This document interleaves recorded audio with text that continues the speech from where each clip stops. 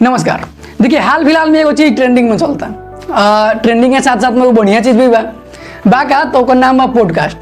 अब एक मतलब ही होला कि मैंने कोनो खास व्यक्ति के जब से बुला के कुछ खास मुद्दा पर चाहे उनका लाइफ पर जब से बात कइला, समाज के बारे में का सोचता रहन, कोनो हाल फिलहाल के कोनो मुद्दा बा तो ऊपर का सोचता रहन, इस चीज़ के लेके जब से ये वीडियो बनावल जाला।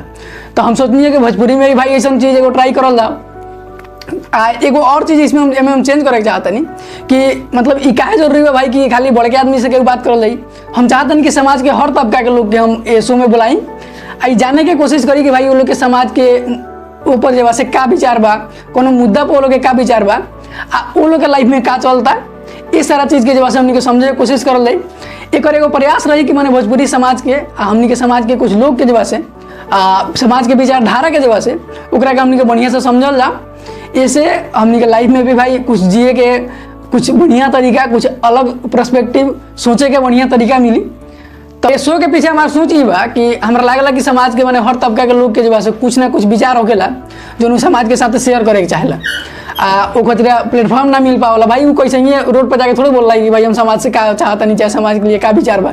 तो वो खतरा हम चाहते कि प्लेटफॉर्म प्रदान करल जाओ और समाज के हर तबका के लोग आओ और सोचो, उसके जब से बताओ कि समाज के बारे में का सोचता, का बदलाव चाहता, का ओकर समस्या बा, का ओकर सुझाव बा, ये सारा चीज़ के जब से शोध में जानल जाई। ये शो के हम नाम रखले बनी बतकही माने का हमनी के भोजपुरी भाषा में कहल जाला दो चार लोग मिल के कुछ बतियाला भाई। तो वैसा ही मैंने समझ ली कि केहू के बुला के कुछ मुद्दा पर, कुछ वहाँ के जिंदगी पर जब से बात कल जाए। तो फिलहाल खतरा चैनल के सब्सक्राइब कर ली ताकि जब ऐसा एक पहला एपिसोड आई तो रुआ देखे के मिली। नमस्कार।